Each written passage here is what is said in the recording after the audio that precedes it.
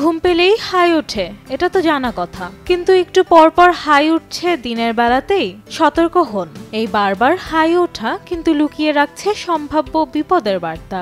বিশেষজ্ঞরা বলছেন, দিনের বেলায় অতিরিক্ত হাই উঠলে সেটি হতে পারে ঘুমের ঘাটতির সরাসরি ফল। রাতের ঘুম যদি পর্যাপ্ত না হয় অথবা ঘুমের মান খারাপ হয়, তবে মস্তিষ্কে ক্লান্তি জমতে থাকে, আর তারই বহিঃপ্রকাশ এই হাই ওঠা। ঘুমের মাঝে শ্বাস প্রশ্বাসের ব্যাঘাত বা স্লিপ অ্যাপনিয়া, পায়ের পেশি নড়ে ওঠা বা গভীর ব্যথার মতো সমস্যা থাকলে 7 ঘন্টা ঘুমিয়েও শরীর বিশ্রাম পায় না। অতিরিক্ত কফি কিংবা কিছু ওষুধও দেহে ক্লান্তি বাড়াতে পারে, ফলে হাই ওঠা বেড়ে যায়। বিশেষজ্ঞদের মতে, ঘন ঘন হাই ওঠা মানে মস্তিষ্ক বিশ্রামের জন্য সংকেত দিচ্ছে। এমন অবস্থায় কাজ করতে গেলে ঘটতে পারে ভয়ঙ্কর দুর্ঘটনা।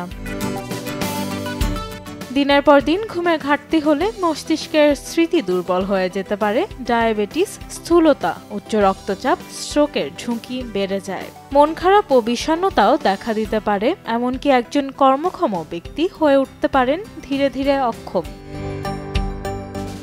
সতর্কতা ও সমাধান: প্রতিদিন অন্তত 7 থেকে 9 ঘন্টা ঘুমানো জরুরি। ঘুমের আগে ফোন, টিভি থেকে দূরে থাকুন। সন্ধ্যার পর ভারী ব্যায়াম, কফি বা চা এড়িয়ে চলুন। দিনের ক্লান্তি দূর করতে কফির উপর নির্ভরশীল না হয়ে বিশ্রাম নিন।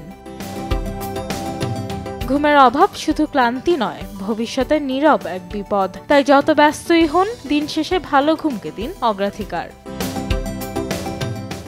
আয়রা আবিদ, সময় সংবাদ।